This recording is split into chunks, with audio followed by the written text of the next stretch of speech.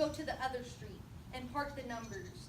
Those that will hear me speak, let them stay here. Those that will follow Cassius, go with him. And public reason shall be rendered of Caesar's death. I will hear Brutus speak. I will hear Cassius and compare the reasons when severally we hear them rendered. The noble Brutus has ascended. Silence. Be patient till the last, Romans, countrymen, and lovers. Hear me for my cause, and be silent that you may hear.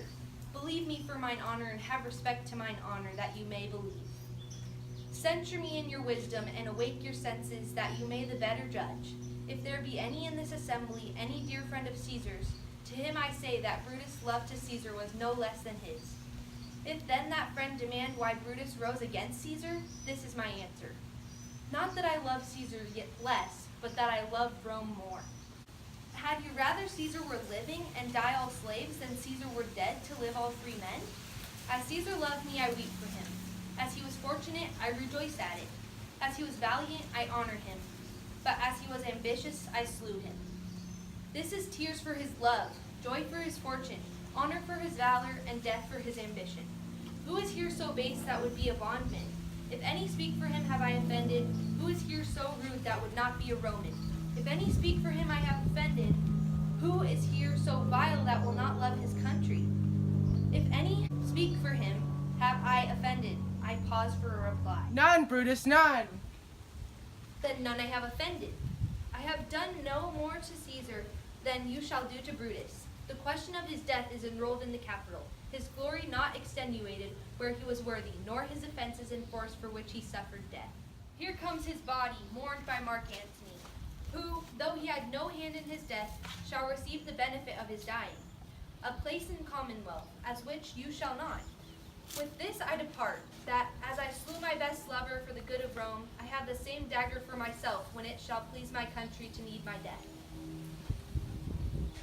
Live, Brutus, live, live! Bring him with triumph home until his house. Give him a statue with his ancestors. Let him be Caesar. Caesar's better parts shall be crowned in Brutus. We'll bring him to his house with shouts and clamors. My countrymen, Peace, silence, Brutus speaks. Peace, ho! good countrymen, let me depart alone. And for my sake, stay here with Antony. Do grace to Caesar's corpse, and grace his speech tending to Caesar's glories, which Mark Antony, by our permission, is allowed to make. I do entreat you, not a man depart, save I alone, till Antony have spoke. Stay, ho! Let us hear Mark Antony. Let him go into the public chair. We'll hear him, noble Antony, goes up. For Brutus' sakes, I will behold you. What does he say of Brutus? He says for Brutus' sakes he finds himself beholding to us all. 'Twere best he speak no harm of Brutus here. The Caesar was a Nay, tyrant. that's certain. We are blessed that Rome is rid of him.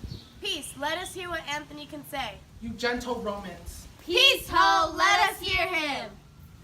Friends, Romans, countrymen, lend me your ears. I come to bury Caesar, not to praise him.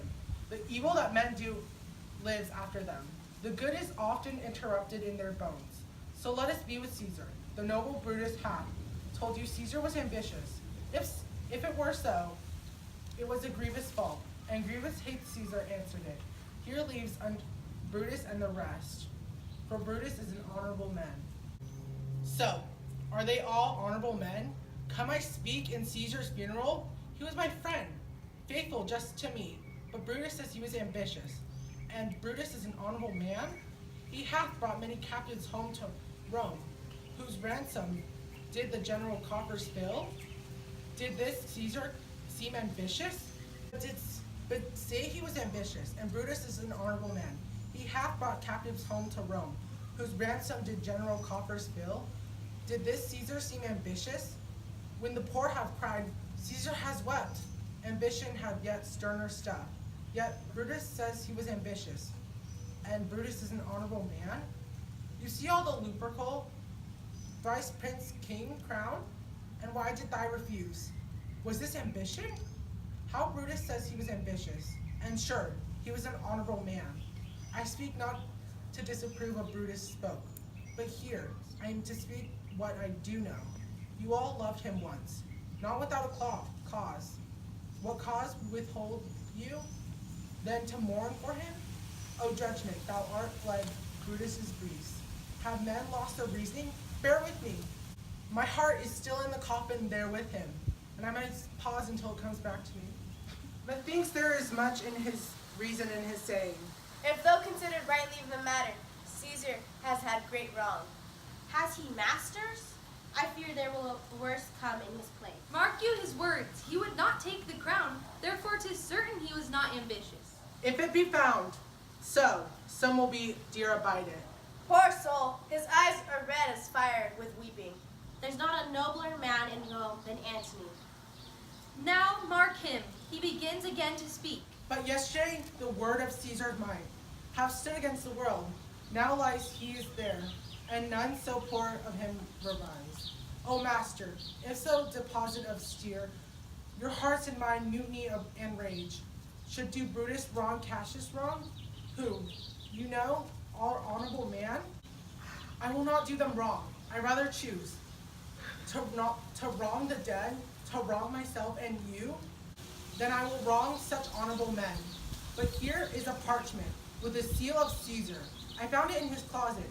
'Tis will let but the commoners hear this testament, which pardons me. I do not mean to read, and would go to kiss Caesar's wounds, and dip their napkins in sacred blood.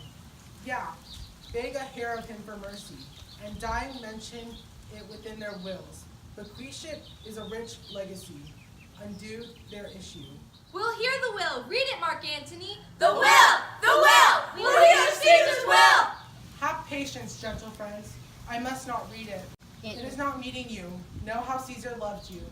You are not wood, you're not stones, but men. And being men, hearing the will of Caesar, I will inflame you. It will make you mad. 'Tis good. You should now know of his heirs. Read the will. We'll hear it, Antony.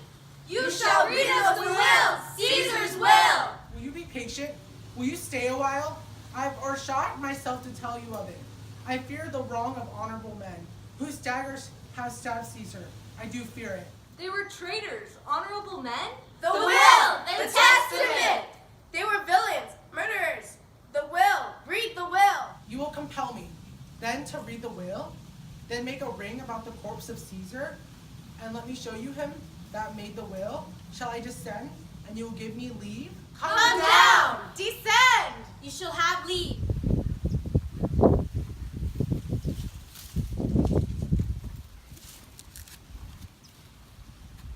A ring, stand around. Stand from the hearse, stand from the body. Room for Antony, most noble Antony. Nay, press not upon me. Stand far off. Stand back! Room bear back! If you have tears, prepare to shed them now. You all do know this mantle. I remember the first time Caesar put it on. 'Twas a summer's evening in his tent. That day he overcame the nerve. Look, in his place ran Caesar's dagger through. See the rent of envy Cassa made? Through the well-beloved Brutus stabbed, and he plucked his cursed steel away. Mark how the blood of Caesar's followed it, as rushing out of the door to be resolved. If Brutus so unkindly knocked or no, for Brutus, as you know, was Caesar's angel. Judge, O gods, how dearly Caesar loved him. For this most unkindest cut of all, for the noble Caesar saw him stabbed, integrated, more strong than traitor's arms, quite vanishing him, burst his mighty heart.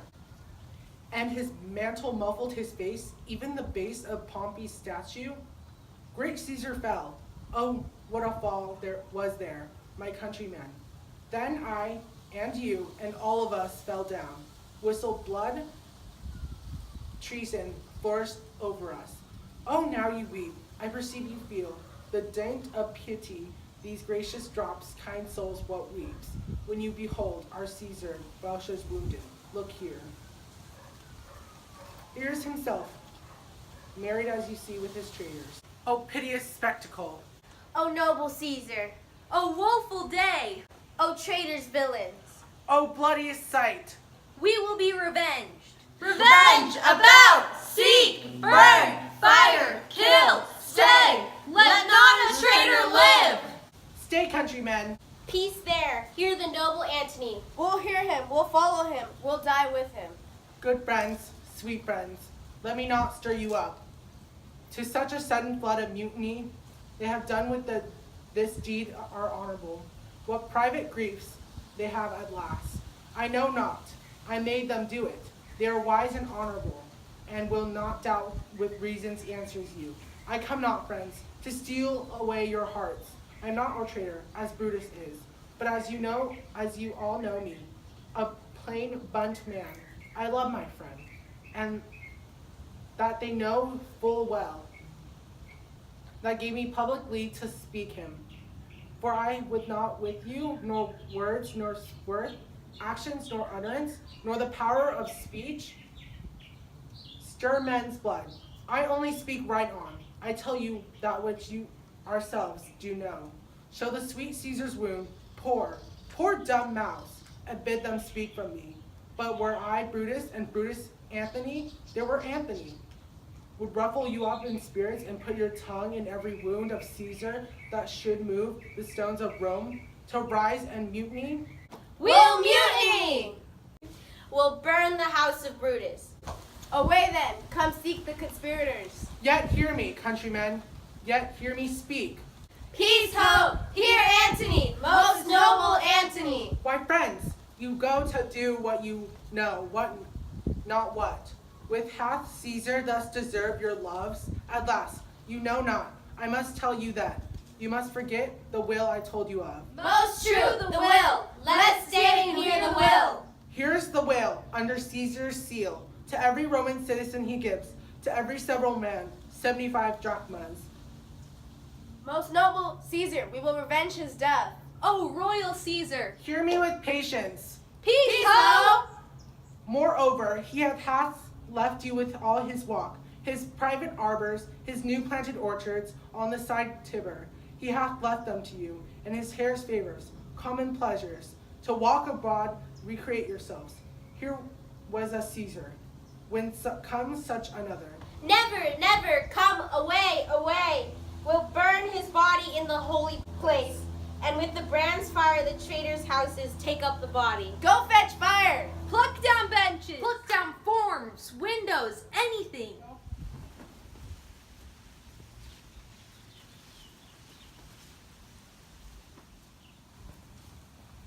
How now, fellows, Sir Octavius has already come to Rome. Where is he? He and Lepidus are at Caesar's house.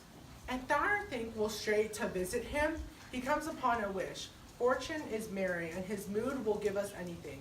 I heard him say Brutus and Cassius are rid like madmen through the gates of Rome.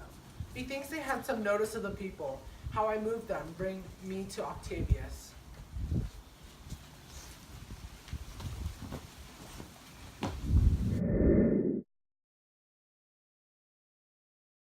And if the mantle's muffled in his...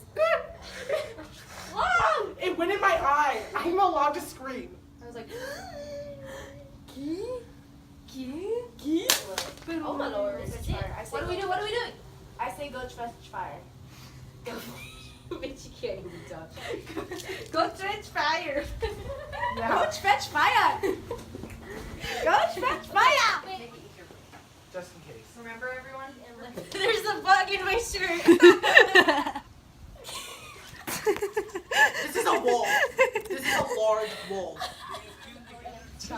Okay. YOLO! Did this Caesar seem ambitious? I'm sorry. Mommy, I'm gonna be home soon.